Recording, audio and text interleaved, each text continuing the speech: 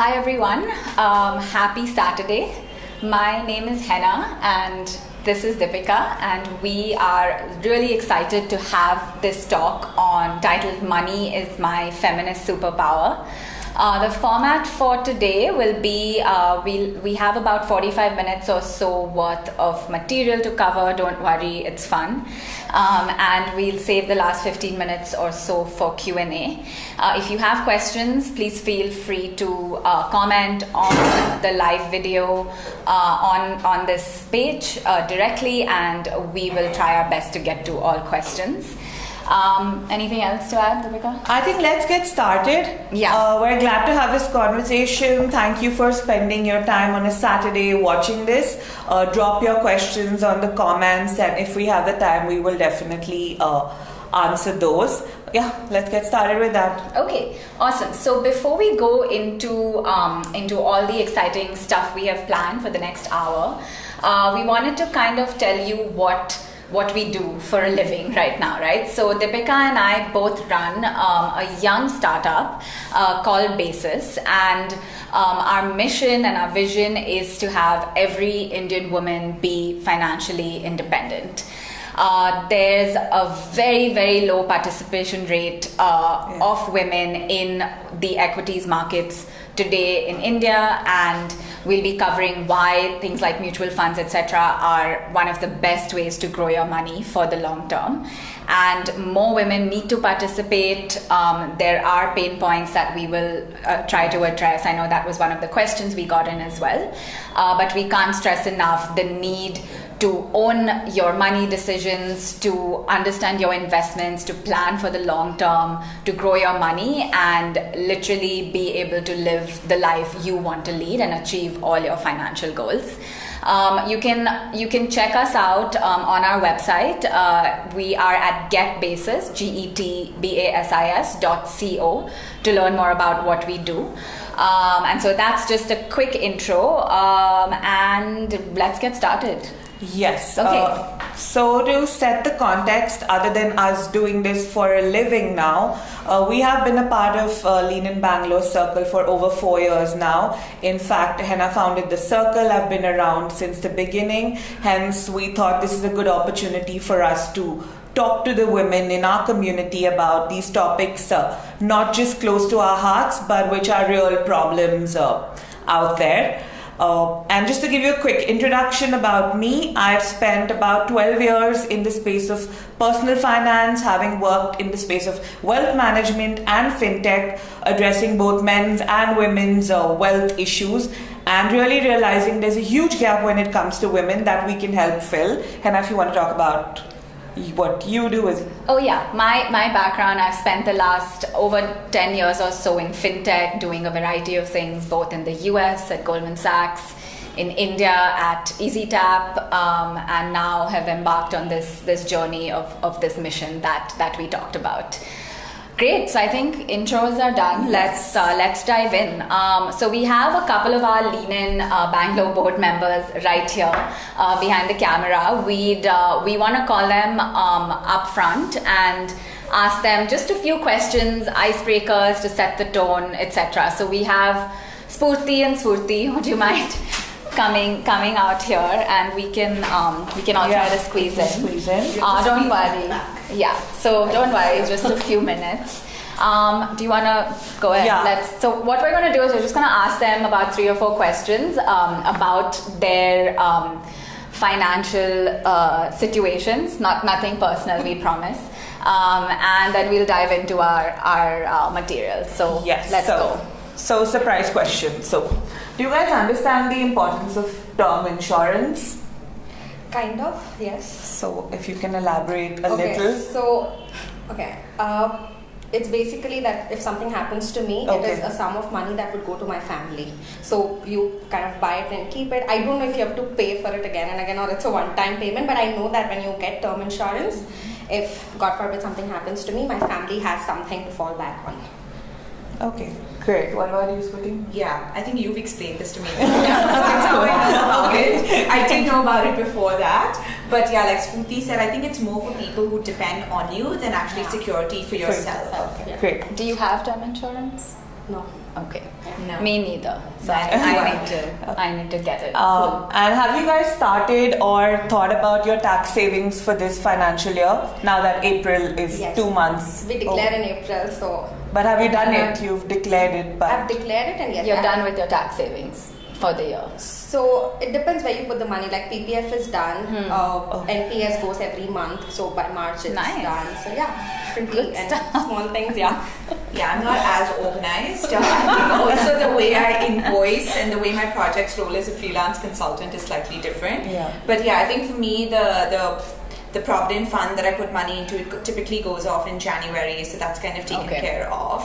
And besides that, I actually don't do much. Okay. So we're gonna briefly talk about this as well, because it took a while for me also to A, understand what it was, and then B, start getting into this habit of actually doing it. Okay. Quick question. So I know all of us at some point have had some experience in saving with an advisor, banker, etc. So if you want to shed some light on good or bad experiences you've had. I think the good part is I do have somebody today who helps me out. So the good part is I know it's going somewhere, and for example, my money was in an SIP, which it was going a mutual fund, and I did not know that mutual fund was not doing well, and they removed the money. They told me, so it was Reliance. So of course they went bankrupt, and they took the money out and put it somewhere else. Like I had to kind of coordinate it by pushing out the money and stuff, but I didn't know. That is a bad part for me, that I had no idea at all. And if it was just me doing it, I would have just left it there, and I would have never known something happened, right? So the good is somebody is helping you out, and you're not really giving it time, which it can be a good thing or a bad thing. If you're busy, this works. But if not, I really don't know where my money is put. Like even today, if you ask me, I do pay a chunk of my salary on mutual funds, but I don't know what are these funds, where the money is going. I have no idea, which is bad. Okay. What about you, Smriti? I think you had some sort of like... Yeah, I think you're more aware about it. But yeah, I think for me, I'm not trusting a financial advisor. So it's a huge trust issue that I have, because I'd rather keep the money that I have than lose the money that I have. So that's how I think about it. Even if I don't grow it, it's okay through investments, but I'd rather not lose it, because I've heard so many horrendous stories of people losing their savings and people investing in different kinds of funds and stocks, etc. And I don't consider myself an expert. Right. So ideally, I would like to have an expert who I trust blindly and who I know is working for me at the end of the day. And I don't have that currently with anyone. So whatever I've done myself with Dipika's help initially, actually, where I have some SIP set up. I've looked at some stocks with my sister's help and put some money into that. But I've taken like baby steps, and it only started last year. Right. And I think when I lived in the US, it was a lot more simple, because we have 401ks, and I heavily relied on that, because we had matching from our companies. So that was a lot more streamlined. I knew X amount was going to go in there. But ever since I moved to India, I have struggled with this. And basically the path that I'm on is I want to educate myself a lot more now. So I'm in a better position to at least course correct. If the advisor, if someone is giving me tips, I know enough where I can call bluff if I have to. That makes a lot of sense. And you also had this one not so great experience with like fees being charged, etc. So I'm assuming with that the banks, contributes exactly. So they're not transparent about when the fees are charged and how much they are. And like when I noticed that my SIP amount that I contributed to and actually what was being put into those funds was different, I was like, what is happening? And it took me a while to reach out to the banks, but then later I got to know they were fees that were automatically deducted. But nobody there was no told me about it. transparency. Right. So I don't like the fact that everything is not broken down, structured and clear cut up front. You have to keep asking questions and be on top of it. So it seems like this overwhelming black hole for me where I'm not very comfortable in this space. Fair enough. I'm sure that is an issue for like millions of people. So, couple more questions? One quick question with just yes or no. Do you know the difference between a nomination and a will? So typically on your investments, you have to put in a nominee. So do you know the difference of the effect of having a nomination and having a will? No, upfront, no. I could only guess, but no, not. Okay. Not I didn't sure. know this either till you explained it to me. Okay. So we will talk about that in a bit. And I have a quick surprise question for all, including Hena. Yes. In 3 words or in just like 3 short phrases, if you could define your money personality. So we all have different money personalities. Like Spooty mentioned, not so comfortable, not so trusting of people. So that's one kind of a money personality, just to give you some like heads up. So if you could just define your money personality and write it down on. Spend it all the time. Potentially, Yeah. Yeah. Okay. Money personality.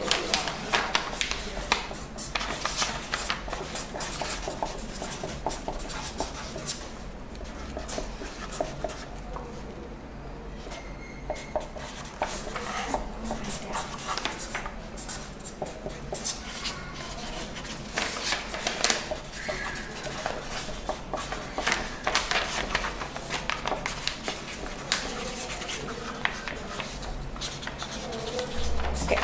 I can go first while Yeah. I'm still waiting. So these are mine. I hope folks can read it. I think I'm a calculated risk taker. Okay. I think that might be a woman thing. Like I know a lot of women are calculated risk takers. And on the risk front, I'm somewhere between a conservative and a moderate. I think taking high risk scares the hell out of me. Unless I'm able to really do my calculations and do the calculated risk. Since you mentioned personality, I was thinking personality terms. So I'd call myself an introverted money person because I'm Okay. extremely afraid of everything when it comes to money. And also I'm extremely cautious about it to a point where it's definitely doing me more harm than good. Just like introverted people at some point of time need to expand into the space and really own themselves. I would like to be that way in the money spectrum. Great. Nice. Yeah. Very well put. Okay, so Can we just like, yeah. if you can understand what Yes. I'm missing. But I think I would, so this I know because I just did my profile on Basis app. So I'm a moderate risk taker because when I was answering those questions, I figured I'm not really in like I'll say, okay, take my money and give me double returns, but I'm like somewhere there. I'm totally save some, spend some. When I get my salary, I know how much I calculate backwards and I say this is what I need to save for this month or this is my goal and that's where it goes, and then I spend the rest of it very happily. Okay. I have is written it? trusting. So Trusting, the reason I have written trusting is I am not like I'm exactly opposite of what Spoo said. If we go out, I'm happy to pay with friends or like I have a financial advisor who I'm like paisa le lo, tell me I track it on an app now. They have an app, but I'm very trusting. I'm not somebody who is very Skeptical. cautious, skeptical with my money. If somebody says I need money, I'll be like, ठीक है ले लो है मेरे पास मैं दे देती हूँ guys. Yeah, and I'm Ignorant. Ignorant Yeah. because I don't know any of this. What I already said, I just have a financial advisor who I trust with, and I really never bothered. Awesome. Okay. Great. So I think those were all the That questions. was very we had. interesting because it was very different, and thank you guys for sharing all of this. And like we said, this is actually like we speak to a lot of women when it comes to money and decision making, and this is not unusual on all the stuff we discussed. Okay, so let's dive in for real.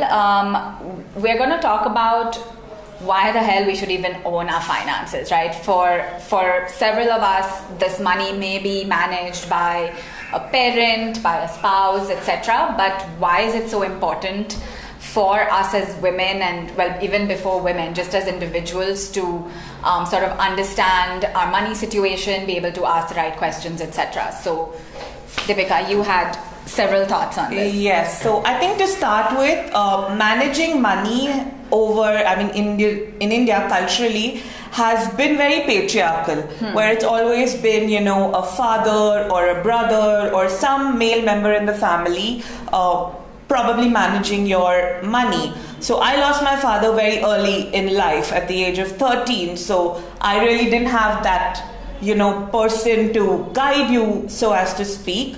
But I realized over time that I could learn and I could pick things up, and I'm at a place where now I guide my mom even in she's at a better place in terms of making investment decisions. So having learned it on my own and also having seen people around me, I think we don't really need to depend on a male member, so to speak, because like we spoke about money personalities, their money personalities are very different from ours. So your needs may not be exactly translated in the investments that are made for you. And I'll just quickly add one point. Yeah. It's not like men have it figured out either, right? Like personal finance and money management is challenging for everyone, right? So just depending on someone, while it may be the easier thing to do, it's how it's sort of been done, you know, it's a conventional way. It may not always be the best right thing way. To do it. I think mine, and primarily it's just a mindset change. When we say, you know, like money is my feminist superpower, it's very easily adaptable. It's a mindset change where you take small steps, like Spurti mentioned, took baby steps into this journey. It just tweak your mind, be ready to take charge. I know it's much easier, even for me sometimes, to say, hey, this is the next amount, someone else manage it for me. But I want to know where it's going. I want to know the risk associated with it. So just change your mindset a little, be open to learning and earning. Yeah. And one more thing we always talk about is you don't want to have to wait for that rainy day or that emergency situation or that whatever, the things we hate to think about but may happen.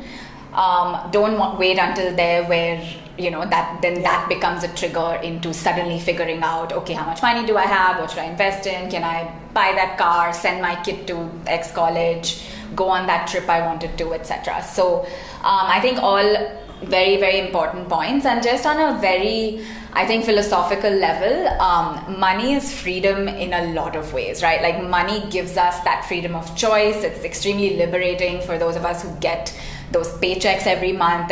It's just like a really good, secure feeling that I have this, even though you may not need it for a long time. And so yeah, that's kind of the need for, you know, everyone, and especially women to kind of have to take ownership of this part of their lives in addition to other things. I'm going to add a little bit more, just kind of hard objective facts, right? Women live longer than men. On average, we live 5 years more than our male counterparts. So chances are we may outlive our husbands, our parents, etc., etc. And so we need money to sustain ourselves for that much longer. And remember, 5 years is average. We earn lesser. This is a terrible thing, which is kind of the state of reality. I think it's a global problem. In India, the gender pay gap, so the money that a woman gets who's equally qualified, doing the same job as a man, on average, that gap is it's between 20 to 25%. There's different research reports, but it's somewhere around there. So for every 100 rupees a man is earning, a woman is earning 80, which is a huge, and over time that gap tends to compound and we end up with less money over the course of our lives, right? So your investments, your wealth building and wealth growing, etc., become that much more important. Obviously through Lean In, etc., we're trying to fix all of these issues separately. Like we do want to demand equal pay, but while that is a reality, investments are a great way to sort of fix that. And other things, we do tend to take more career breaks, whether it's for childcare, for elderly care, just taking a sabbatical for whatever reason. And money is a great way, investments are a great way to fund that break, right? Suddenly if you're on a break, you don't want to start depending on someone for, I don't know, if you want to go shopping or travel or, anything that it may be. So money becomes, the enabler for things like that as well.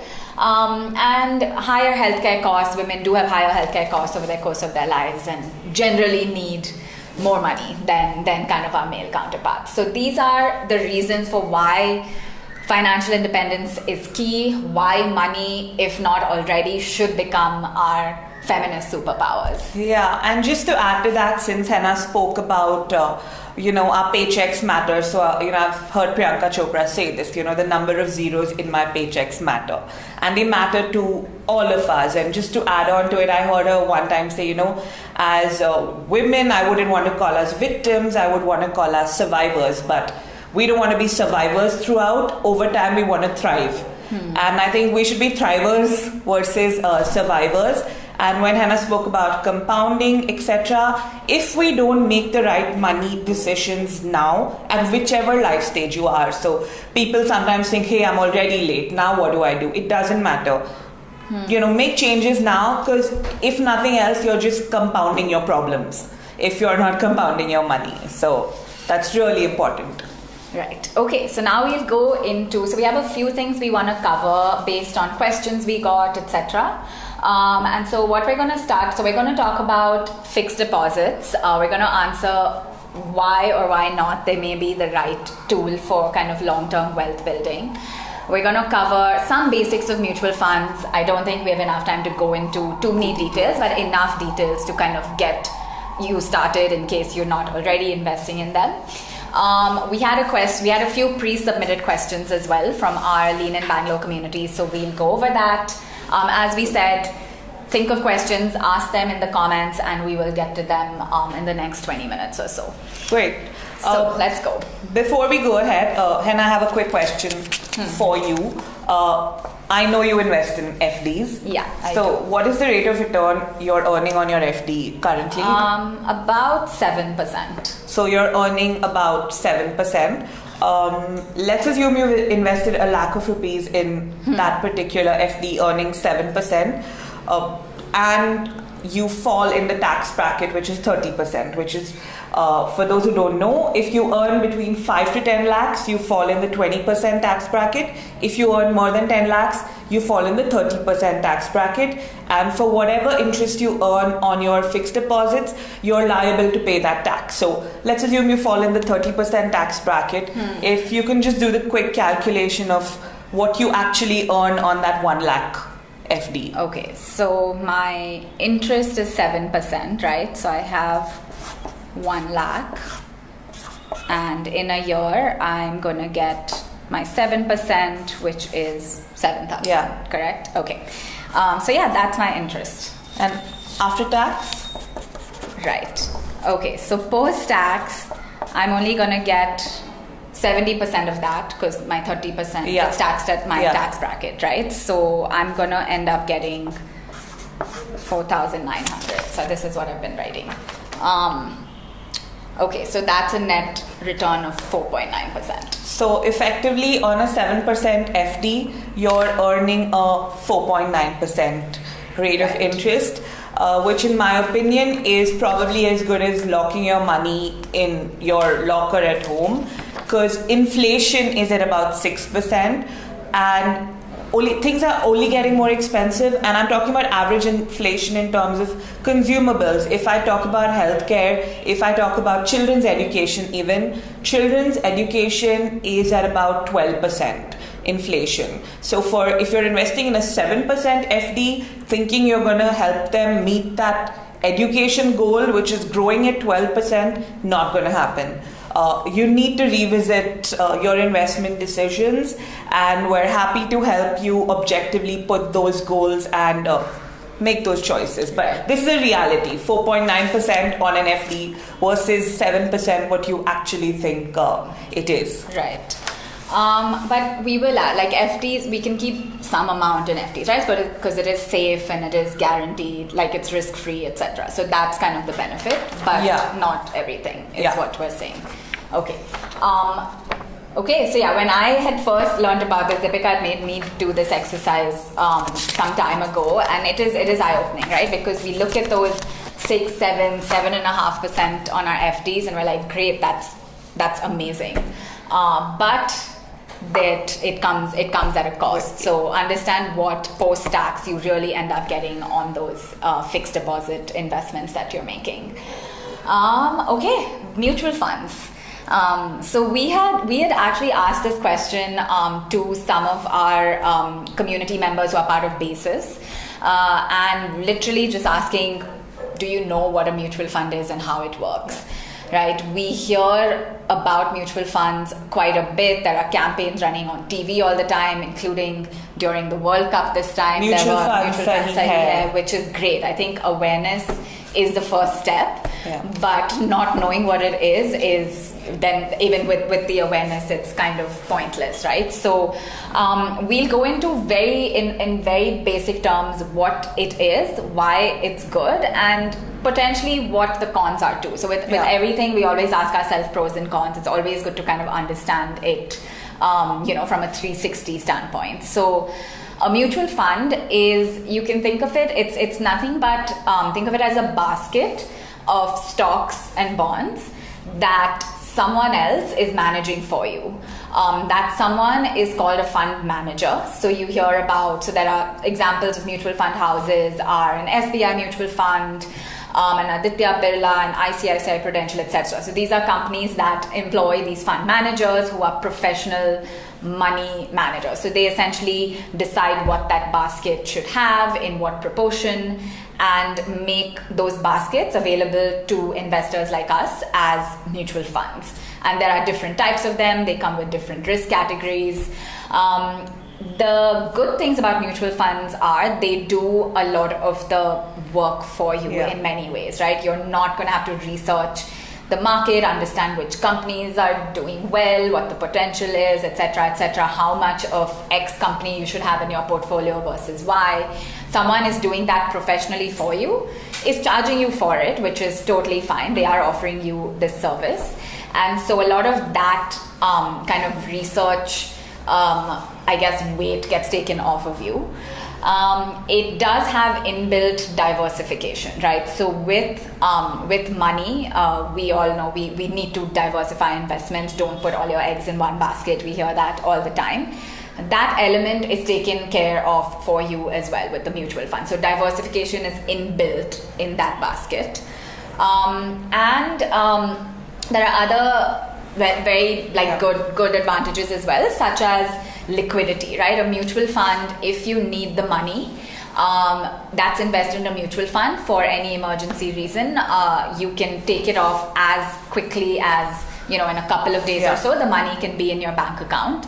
Think of this compared to real estate, which a lot of Indians specifically love physical assets and putting their money into something tangible they can see and feel and touch. If you have to liquidate your real estate or sell your home, it could take months. You need to find a buyer, etc. So real estate by definition is not liquid. And just to add to that, just to simplify mutual funds much further for those who don't know about them at all. So mutual funds primarily, like she said, they invest in different kind of, whether it's stocks or bonds, which is called debt. You can choose the category of funds you want to invest in. What the fund manager does is makes those choices of which bonds, what is the credibility of those bonds, etc. And I think personally the beauty of investing in a mutual fund is just the fact that I can invest small sums. And I hear this from a lot of people. I will invest when I have 50,000. I will invest when I have a lakh of rupees. You can get started on investing in mutual funds which as low as 100 rupees a month, which I think is very simple. It's so easy to start. Yeah, and very highly professionally managed. So you don't have to make those decisions which are now taken by the experts in that space. And I think just the fact that, and a lot of people, like, you hear mutual funds sahi hai, and soon after you hear mutual funds are subject to market risk, which I think is so contradictory to the message they're trying to send. But they're subject to market risk depending on what category of fund you're invested in. There are funds which are highly safe and can actually be great replacements to your fixed deposits. So we'll probably run another conversation in depth, but just to keep it simple, not all mutual funds are risky. Not all of them are going to make you lose money. And they're a great way to meet your financial goals. Yeah. So you can objectively put down saying, hey, I need X amount. 3 years later, let's work backwards and say, where do I need to get invested? How much do I put every month to get to that goal? So they really help you meet your financial goals in a fairly simple and effective manner. Right. If there was something, if you had to point out a con, what would it be? If I have to point out a con, the way people look at it, it has a cost. of course, there is a fund management cost, and I always give this example, and I give the example of a doctor. You want to go to a doctor who you pay some money to manage your health, and it's okay if you're paying a small cost to manage your wealth. And even at basis, we're building and probably a platform where we're giving the best advice we can, which would possibly come at a cost, because there are so many other elements attached to giving you that best advice, which is most suitable for you. Right. So there's no such thing as a free lunch, but for good advice, for unbiased, objective advice, there is a cost, and there's nothing wrong with it. It's still helping your money grow better than it could have in kind of an alternate scenario. We did post about this. We hear about SIPs a lot. Yeah. A lot of us don't understand what it is or how it works. Is it a type of mutual fund, etc.? So we want to demystify SIPs for those of you who aren't aware of it. An SIP stands for a systematic investment plan. Finance is full of these acronyms. Don't have to worry about it. It's a recurring investment that's being done automatically for you, right? They are beautiful in the way they're designed. If you haven't started an SIP, start now. You can do it, as Dipika said, for as low as $100. If you just want to start and get a feel for it and get your feet wet, great way to start. The beauty of it is making investing a habit and making it a discipline for you is done automatically. If you're busy, as we all are, with work and family and our own, self-care and the gym and social life, we get it, right? Like, we get it, but that shouldn't be an excuse to not invest. And SIPs do it for you. You set it up one time, you set up a mandate, which essentially means you are authorizing X to debit that amount from your bank account every month, and put it into a mutual fund that you have agreed to. And then it just works beautifully. You can cancel it if you want, you can stop it if you want, and it's just a great automated way to do it, and it's very habit creating. And also the fact that, I know there are a lot of formulas of how much you need to save, which I think are great, but not everyone has the same capacity to save. So if I say, hey, save 20% of your salary, I probably don't know what your EMIs are, what your other expenses are you paying towards a home loan, personal loan, etc. There's no such. I'm personally not a fan of formulas, while they're effective in some sense. And I always bring this point up that, it's not so complicated. If you don't know where to start with an SIP, just do a quick calculation of your 1 day's salary. And that's a great place to start. So effectively, you work 22 days a month, divide your monthly income by that amount, and get started with that 1 day's salary. And like Hena mentioned, it's so habit creating, creates that discipline. In a couple of months, you would want to amplify that investment and probably do 2 days or 5 days worth of your salary. And that's simplifying that start. Right. And one more point I'll add before we move on is, and at basis we always say this, spend after you save, right? Don't wait until the end of the month and be like, okay, after all this kharcha, etc., I have this much, let me save it or let me invest it. Put your SIPs as early as like the first or second of the month. You get your salary if you're a salaried employee, if you're more of a freelancer, etc., whatever checks you're getting for your work. Make it a habit. Put away. A rule of thumb could be between 20 to 30%, obviously depending on what other expenses you have, but just put it away, and then the money that you have to spend is what's left versus the other way around. So spend after you save. Yeah, and just to kind of on the lines of investment advice, I know a lot of us depend on other people for investment advice, and these people are our parents, there are siblings, their colleagues, there are peers or friends. Just a simple thing, we did the money personality exercise early on in this conversation, and what we saw, 3 different money personalities, which means their investment choices also have to be as different as their personalities. So probably the investment that Spurti makes is not exactly suitable to what Hena wants to do, which is why you really need to assess your own money personality, your risk profile, which varies for several people. Like, I'm a high risk taker. But if anyone asks me for investment advice, I'm not going to give them a blanket advice that, hey, go and buy this product, because that's the worst thing I can possibly do. Understand your risk profile. We actually have a quick activity on the Basis app, which helps you do that. There are about 6 risk profiles that we've simplified it into. You can do a quick check on it and know your money personality in a way that helps you make better investment decisions. Right. And no, there's no one size fits all, right? Because sometimes we get these questions, what are the best mutual funds to invest in? The best mutual funds for Dipika may be the worst mutual funds for me, right? So it is personal finance. It's very personal. You have your own risk appetite. You may have your own responsibilities in life. You may be at a certain age, at a certain income bracket. There are so many factors that contribute to how your personality or the risk you may end up be okay taking, right? So just understand that, which is why it's kind of important to educate ourselves, educate each other. Talk about this with your friends. Next time you go out for lunch with your gal friends, just discuss your money personalities. It's very interesting. You also learn a little bit more about people's attitudes, etc. So let's talk money. It's not a taboo topic as we all kind of think it is. Cool. So we had another pre-submitted question, and we do also get this quite a bit, is how do I start trading stocks? Okay. I've traded stocks.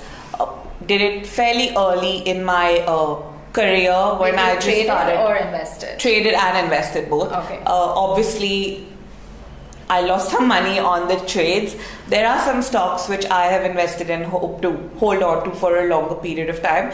But I realized over time, investing in a stock or buying a stock is not like the lottery that you buy the ticket and you wait for the day when you're going to get some returns. It involves a lot of research and analysis, which even me as a financial advisor, I realized I'm not the expert. Even when I wanted that stock advice, I would probably go to a person who's a CFA, who's probably been doing this for many years, understands and gives me conceptually where they're coming from. I'm not a great fan of stocks personally, even though I still hold some part of it. I liquidated most part of it at the time of my marriage because it fit into the goal, and I said, hey, it's a good time to get out of this investment. And it's very complex and time consuming. I know a lot of people, we work 9 to 6, and where are we going to find that time in the day to go online and go onto your stockbroking platform, buy, sell it? And you don't sleep well. I can assure you that. Right. You don't sleep well when... In fact, I had a finance professor at Wharton who used to say the only way to make money on a stock of a company is if you know more than the rest of the market about that company, right? Which is highly, highly improbable. So keep that in mind. It may seem like, and I asked Dipika the question, the difference between trading and investing. Trading, very simply, is you want to buy and sell within a short period of time. You have intraday traders who are literally buying in the morning, selling at some point during the day, and making money that way. Now that is a profession, right? If you or me are sitting and doing that, we better be doing this for a living and spending that much time on it. Investing is different. Investing is it's a buy and hold strategy, right? You put your money in, you're super bullish on company X. Bullish meaning you are extremely positive and optimistic about that company's future prospects. You put your money in, you think this is going to be big. In 5-10 years or whatever, you sell and you have this, hopefully, a giant corpus built from that.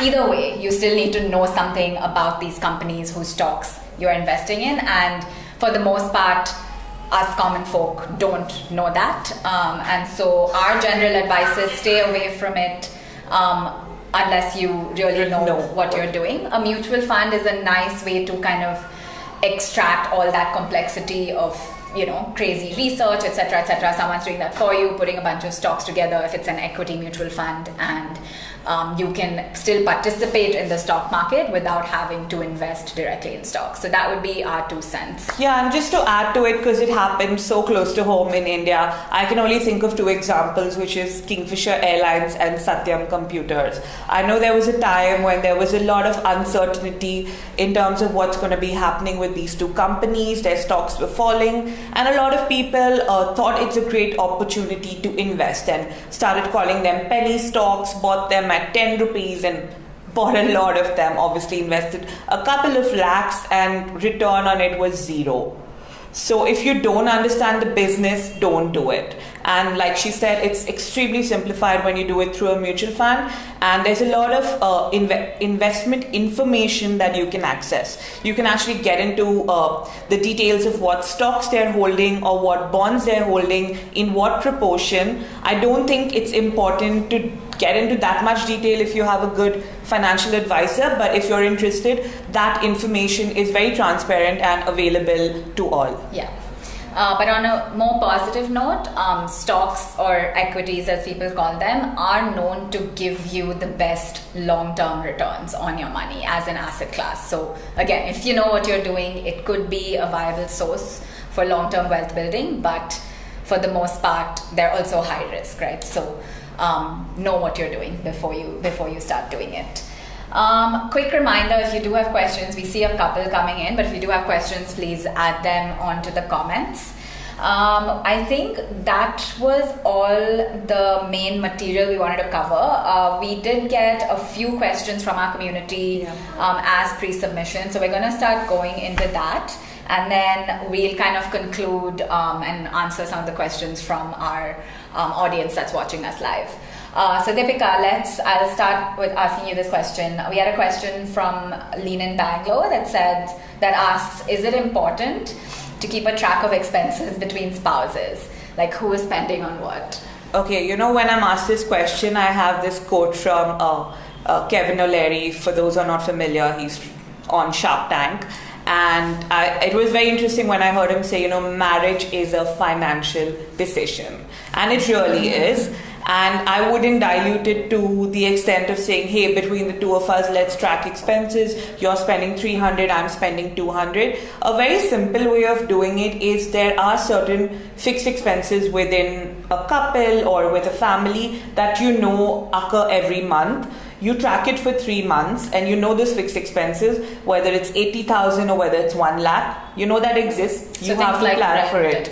Rent and your helpers at home, your groceries, etc. That doesn't change very much month on month. There are other variables, of course, but the fixed parts remain fixed. So what my husband and I do is we have a joint account, and for these fixed expenses, we really just transfer in proportion of how much we think is, and we've set that balance within ourselves. We've had that money talk, and we transfer that amount to that bank account, and that account is primarily used to run our home. Of course, there will be scenarios when you go out, you go for a movie or coffee, and there are expenses, and I don't think it's wise to get into those nitty-gritties. Yeah. In fact, Hena asked this question on our community 2 days ago, where when you go out, who should pay the bill? And I think it doesn't matter very much as long as there's a balance.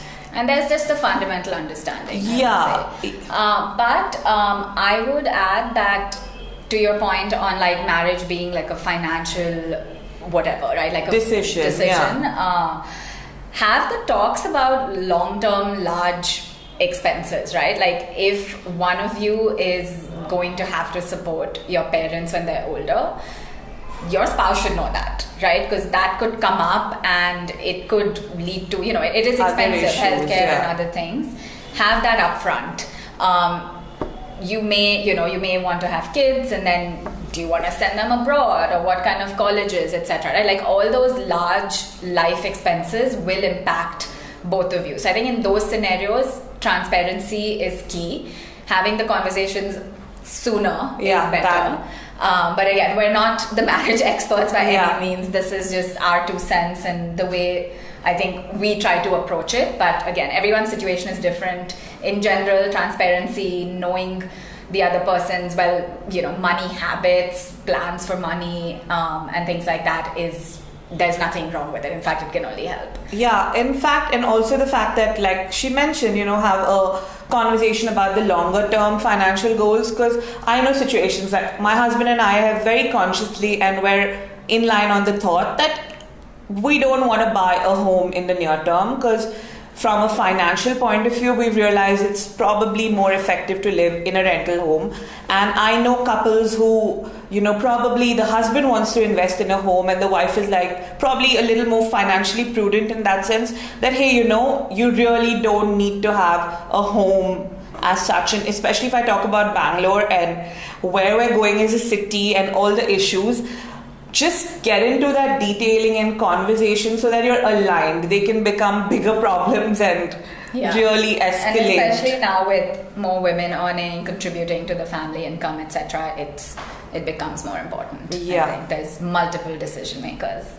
Okay, next question we had, or rather a request, was women's pain points need to be discussed. I think we've covered a lot of this. The whole sort of point of this chat was to cover that. I think what we have noticed, talking to literally nearly 1,000 women now at this point, I think you even more over the course of your career, I think the biggest problem is this knowledge and trust gap, right? Like we started with the issue of trust. There are stereotypes that say women are risk averse, etc., and I don't think that's true. Like, correct me if that's your experience, right? Like, women are better risk managers provided they know what they're doing. Like, I talk about my money personality as someone who takes calculated risk. I will never invest in a stock by getting a stock tip from, let's say, someone at work, right? I want to do my research, I want to understand if it's right for me, etc., and then I would take it assuming I'm comfortable taking that risk. So I think pain point is not, I'm too scared that the markets will make me lose all my money. The pain point is I don't know enough, right? And so that's exactly the reason why we even are doing what we're doing at Basis, because nobody is addressing these pain points consistently.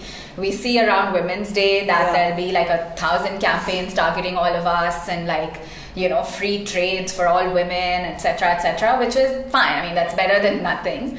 But women approach money differently. We take decisions differently. We are better long-term thinkers just naturally. We don't react to a market downturn if it happens and don't pull our money out, etc. So I think naturally we do certain things well, but the fact that we just are generally left out of these decisions on average. I know a lot of women are great and manage all their money and their family's money, which is awesome. We tend to take that backseat. So that's the biggest pain point. The other things we've also kind of uncovered through our research is women have very specific financial goals. Yes, we do have goals. The basic goals that most people have is buying a vehicle or a house or a child's education or a travel goal.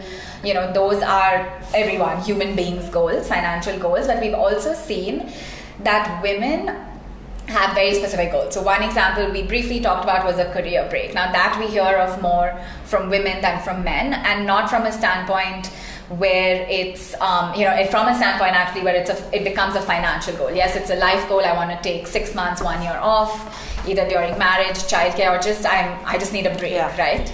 And who's financing that? Who is going to cover? You still have lifestyle expenses, you still have rent, you still may want to go shopping or travel. That's a very common woman-specific goal we've seen. But it's a pain point because how do you plan for that? There are no products and services in the market until now, which is what we're doing at Basis. And so those are some of the pain points we've seen. If you have more pain points, let us know. We want to solve them because I think it's high time someone builds a platform for us. We always joke around that we've just been force-fitting ourselves into financial services and products that are being built by men, and no one says it's for men. No one says that explicitly, but it generally defaults to men, right? And it leads to problems like what we spoke about earlier, like I don't trust my financial advisor. For the most part, your advisor is a man. They don't necessarily talk to you, they may talk about you. In fact, in the US, there was a study done, you had mentioned this, that after a woman had lost her spouse, I think in their 50s or 60s, they had like fired their advisor that was advising them as a couple and went to hopefully they wanted to find like a woman advisor. So there are those things generally about the space or the industry that we want to change. And not only with investments, right? Like there's insurance is better priced for women. Do you want to talk about that? Yeah, so I think I'm going to link it to a question we have, which is investments for women for retirement and children's education. So for the salaried, strata of women, there is a proportion of your salary which is going into your retirement fund, which is your employee provident fund. It's happening automatically, which I think is great, but it may not be enough. So what you could do is a simple exercise.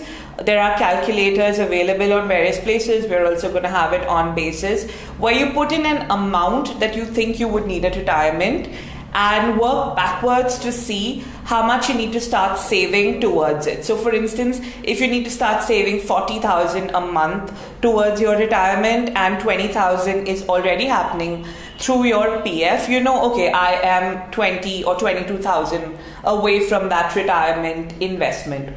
There are various options available. I'm not a fan of the pension plans of insurance companies, which are hard sold to a lot of people, especially women, because when we hear retirement, when we hear children's education, these are emotional aspects of our decisions, and we make them in a haste and without thinking too much about it. But there is also a part of investing into mutual funds that can compound over years and contribute to that retirement fund, of course. So I'm not saying just choose one vehicle for your retirement savings. It can be a combination of your employee provident fund for those who are consultants, etc. You can actually start a public provident fund investment. So some part of your retirement saving can be built through that. Some part can be through these mutual funds, which will help you have that corpus at the time of retirement. And also there is the national pension system, which has been introduced by the government. Nobody talks about it very much, but it's a great retirement vehicle. When you retire, there's some portion you can liquidate, some portion that you need to mandatorily pull out as pension, but it's a great instrument for your retirement. We also, just a quick thing on retirement, make sure you factor in your longer life because you need money for that much extra time. We have a couple of more, one more pre-submitted question. I see. A couple of questions come from the live. Okay, last question. How to start feeling in control with money talks, salary negotiations, investment talks with spouse, changing tax environment. Join Basis. I'm sorry, this is a plug, but this is all we talk about. We are building content that's again very targeted towards women and our lives and our nuances and our situations, our approaches to money. We do, I think with Lean In itself, we chat a lot about salary negotiations. It's my favorite topic. I think at some point I'm going to do a chat on that. Practice negotiations. Go out again with a friend over coffee. Figure out, simulate a scenario where she's your boss and you need to negotiate either for salary or for a salary raise or for promotion or whatever it is. Practice. Get comfortable with it. It'll just become second nature. But yeah, as women, we tend to not do this enough. I think there's one stat we saw that 60% of women rather talk about death than money. Yeah. That needs to change. Speak with your friends about money. Same thing, investment talks with spouses. We talk about this. We have a Basis community that we run. Join it. It's called Life on My Terms. We post a link on this chat as well. Changing tax environment. We try to simplify that for our community and our customers too. There's a lot going on. It is hard to kind of be on top of it unless that's your job. And so our job is to kind of put that together for you so you don't have to do all the work. Cool. I think we have a couple of questions. We may run over. We know it's 12 o'clock, but a couple of more questions for the last 5-10 minutes. We have a question from Achal. You mentioned there are multiple kinds of mutual funds.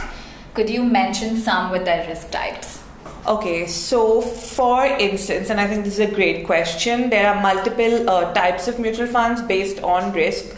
So, for instance, an extremely high risk mutual fund could probably be a mid cap fund. So, mid cap, as his name goes, is a mid cap fund, doesn't have a solid market cap as yet, is somewhere around 500 crores and above. These are companies. These are companies that the fund holds. So mid-cap funds are high risk and high return, of course, but it's a longer wait to reap those returns. That fits in for people who want to take that high risk.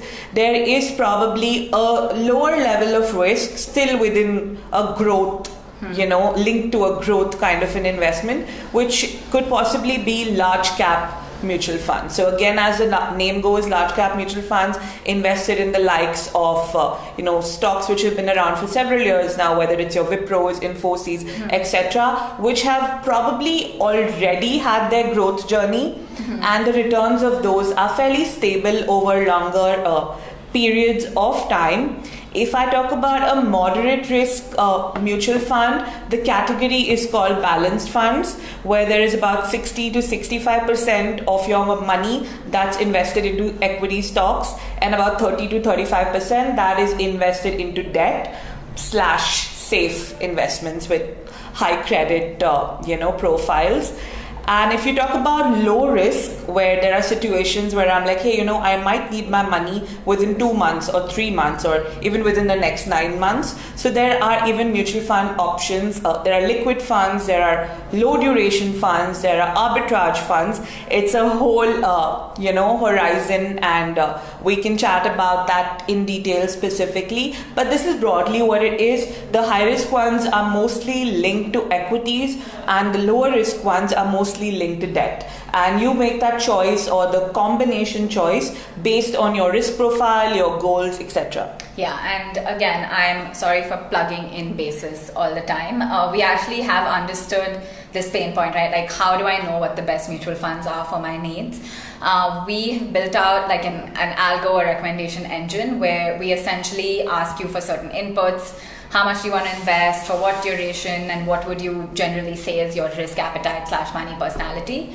And we run the data through 5 years worth of performance data. We do simulations to see how those funds would perform in different kind of scenarios, and then present it for you. So if you'd like, check it out. But yes, it's always good to also understand these basics before taking that leap into it. We have one more question from Nitya. Could you please tell me more about income tax savings? So income tax savings, as we know, we mandatorily have to make or should be making to the extent of 1,50,000 to save on taxes worth of that amount. So there are multiple options to make income tax savings. There are the traditional ones which you're aware of, which is your employee provident fund, your public provident fund, your 5-year FDs.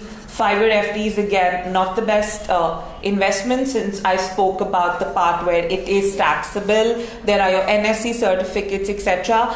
But if you know already that you're okay investing in an instrument which you can hold on for 3 years or 5 years or 7 years even, you probably should be considering ELSS, or commonly known as equity linked saving schemes. These are equity mutual funds which are locked in for 3 years. I would advise you to hold it for longer than that. If you have to invest 1,50,000, depending on your risk profile, you should definitely explore investing between 20 to 25,000, at least in ELSS, and hold on to it for a longer period of time, because most of the tax saving instruments are longer than the ELSS. So ELSS is the lowest. We're getting feedback that people can't hear us. 1 second. Did the volume just go away? Let's try unplugging the mic. Let me just hold it. Should I get it closer? No. Just remove the... This? Yeah. Then maybe a little softer. Okay. Hopefully this is better for those who could hear us. Sorry, I just summarized what Dipika had said about income tax savings. So you can invest up to 1.5 lakhs, which we all should do. This should just become, again, a habit. Start doing it early. Don't wait until like March 31st to do your income tax saving investments, because you may end up taking the wrong decisions, as we always talked about. And this 1.5 lakhs is not your tax savings, right? The 1.5 lakhs is what gets deducted from your income that you have to pay taxes on. Yeah, so if you follow the 30% tax bracket, so you're effectively saving on taxes of about 46,800 by making this investment of 1,50,000. That tax saving depends on your income tax slabs, whether in your 5% or you're in the 20 or in the 30% tax bracket. Right. So, and you can look up ATC. You'll see this everywhere. Make your ATC investments, ATC investments. Look it up, Google it. And for the 1.5 lakhs with a 30% tax, on a 30% tax bracket, you can save nearly 50K in taxes. So do that. The mutual funds are locked in. That's something to keep in mind. So if you invest in an ELSS mutual fund to save, which is a tax saving investment, you are locked into that fund for 3 years, which is not a bad thing. It's actually a very good thing.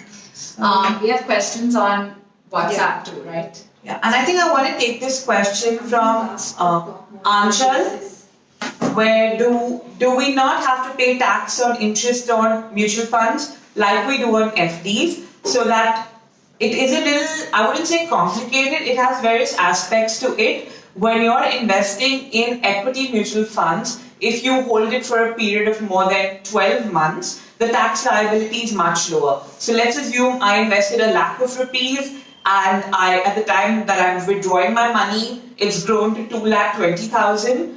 A gain of up to 1 lakh is tax-free. And for the balance 20,000, I will have to pay a 10% tax, which still works out well when it comes to having that good return on my investment. Also, their debt mutual funds are taxed very much like your FDs. They're taxed exactly like that, in fact, based on your income tax slab. However, if you hold on to them for more than 3 years, it changes, and that's a little complicated, and I wouldn't want to get into that. We have a quick question on talk about bases a little more, since we've mentioned it a couple of times and it could help. Sure, I can take that, and just being mindful of time, we'll do one more question after that and wrap. Yeah. Does that sound good? Okay. So basis, yes, we did refer to it a couple of times. We'll share a few links on this, as comments on this chat. But very high level, it's a company I founded about 10 months ago. It's a young financial services startup that's focused on women's financial needs. We are combining content, community, and the actual financial transactions into sort of one experience, where we talk about, our content is again all about women's lives, right?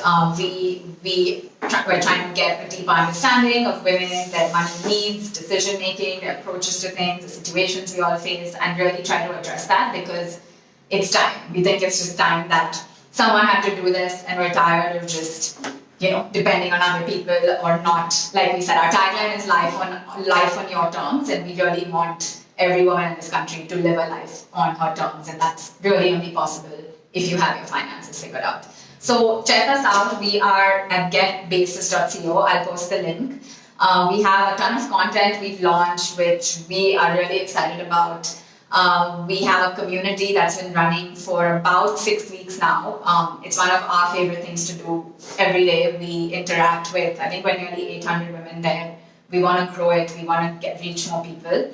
And we have an app. We have an Android app that you can find on the Play Store and actually start making those investments we spoke about. Tax savings is live. So if you want to invest in that ELSS fund, you can do it through Basis. But we'll post more info, we promise. Okay, one last question. This was posted by Shweta. Women tend to put money away for the future. We've seen our moms save money, but not necessarily tagged to a goal. How do I put away money for a rainy day? Well, when I have no idea when it will come. So, Dipika, you an expert on emergency. I think I know this question, and there is this answer which is like done to dust. And every financial advisor talks about it, and it's available online. I think a good way to maintain, and this is what I do personally, like I said, I am slightly aggressive when it comes to risk management. I try and keep at least 3 months worth of my expenses aside. So if my monthly expenses are 40,000 or 50,000, I try and build that emergency fund to the extent of about 1,50,000, so that I know at all times, yeah, so that I know if something happens, if I fall ill, if I don't have a job tomorrow, if I choose to take a career break for that period, which I did in fact. I took a 7-month break for which I had to plan 1 year earlier. And you can choose the instrument that you want to save that amount in. It can completely be based on your risk, etc. It can be a fixed deposit, it can be a debt mutual fund, it could be an arbitrage mutual fund. We will probably have a separate session on simplifying mutual funds. We'll have an FB Live sometime probably next month to simplify this further so that you know what options you choose for what requirements. But predominantly for anything that is in line with an emergency fund, it should be put in a safe place. And I don't think you should keep too much for an emergency. So 3 to 6 months of your expenses is a good place to get started, to even build that fund. And I'll add one more thing. Financial goals are the best way of saving, right? So an emergency fund is a financial goal. Have your car goal, if you're saving up to buy a car, have your kids' education goal and don't mix them up, right? And so that's kind of you have to know where you're going in order to get there, and that's why financial goals are so effective. So having open-ended savings, yes, it's better than having no savings. But having savings and investments with a goal are that much more effective and kind of increase chances of getting to that goal. Okay, so I think those were all the questions we have time for. I think we'll start wrapping up. So what we wanted to do is also make sure we all have very clear actionable points that we can start doing now at 1 p.m. today. So let's do do's first. I think the do's definitely start with building that emergency fund, like Shweta asked the question. Extremely important if you don't have it already. Second, you can start doing it through an SIP. Also, probably soon after this, chat, take a piece of paper, put down your 3 most important financial goals, not a wish list. A lot of people, what they do is put down 10 goals and then, I really ask them to prioritize. If I had to ask you, what were the top 3? So it's not a bucket list. Yeah, it's not a bucket list. You need to get done with it. And it may not happen in reality. Put down the 3 most important financial goals, whether it's kids' education, whether it's retirement, taking a career break, starting a business, whatever is personal and important to you. And you could actually work backwards to see how much you need to start saving towards it. I'm assuming if you've done some part of it already, you can build that in to see, okay, how do I fill that balance amount? And I know in 2022 I can start my business by not having a full-time job for 7 or 8 months. Start an SIP. Definitely, if you have financial dependence, whether it is your spouse, whether it's your children, whether it is your family members in terms of your parents, have a term insurance. So term insurance, very simplified. I don't like this example, but it's easy to explain. It's very much like your car insurance, where you pay a premium over the couple of years. In case there's an accident, there's a payout. In case there's nothing, that is a cost lost. But term insurance is the cheapest form of life insurance. Good formula to get started is about 10 times of your annual income. So if your annual income is about 10 lakhs, you should have a minimum of at least 1 crore of term insurance, only if you have financial dependence. If you don't, I think the best thing to do is build your savings for yourself. Another thing to do, I think, since we're getting the kind of questions we are, is analyze various tax saving options. You can also get onto the Basis website. We have a ton of content there. Analyze various tax saving options. They're not just restricted to your PFs and your FDs and your NSCs. There's a horizon of other options. In fact, it's come to my notice that people don't even know that they can claim their children's fees as a deduction. So, know these basic aspects of tax savings and use them well. And to summarize, I think just get started. I think there's no such thing as waiting. Just get started with your savings. So we've talked about emergency fund, start an SIP, put down 3 financial goals, buy a term insurance, and analyze your best tax saving options. And we can help you with that. Yeah. So you can start doing all of this now. Cool, I think we are nearly done. What we will do, like I said, we'll post a few more links, etc. that will complement what we talked about today. If you want to organize any of these chats at your company, at your office, etc., just reach out to us. This is what we do. We love doing this. We want to educate, empower more women when it comes to money. So just reach out to us. We'll post some contact details as well. And we do have a separate community that speaks about money, financial independence. It's an extremely safe space. It's a highly engaged community. It's called Life on My Terms. And so we'll post a link to that as well. And it's a women's only community. Yeah, it's women's only. It's, safe space for all of us. One more thing. Do we have any don'ts? We did the do's. I think when it comes to the don'ts, and this again comes from seeing people's mistakes, don't wait for the end of the month to save. Start saving or building that investment within the first 10 days of the month. I'm not going to say do it in the first 1 day or 3 days. 10 days of the month is a good time to get started. Your bills all come up in the first 10 days. Likewise, your investments should also begin in the first 10 days of the month. Don't overspend on your credit cards. A lot of people I know do that and are not aware of the consequences of rolling over that credit. You think, okay, paying that minimum amount is good enough and I can roll over that credit. It actually is at about 3% a month in terms of an interest, and also it affects your credit history. Don't make financial decisions without knowing what you're getting into. Don't rely on the tips, hot tips of, my friends, of my colleague. He bought this mutual fund, I will buy the same one. Like we said, our personality is very different, profile is very different, goals very different. So choose investments based on those. And don't run away from having this conversation with your spouse or any other members of your family. I know it is a sensitive topic, but the longer you wait, like I said, it will compound our mistakes. So let's just start talking money. Awesome. Sorry, I just tried to summarize it. So don't wait till the end of the month or, till later. Start now, start early, etc. Don't overspend on credit cards. Credit cards are one of the most expensive loans you can ever take. So if you have it, it's good to have a credit card because if you're paying it back on time. Don't go into things blindly. Don't just follow a blind stock tip, a mutual fund tip, whatever it is. Just like with the gym, right? Like weights may be right for you, but may just completely kill me, right? So think of this the same way, and don't shy away from those money talks. Money should be talked about.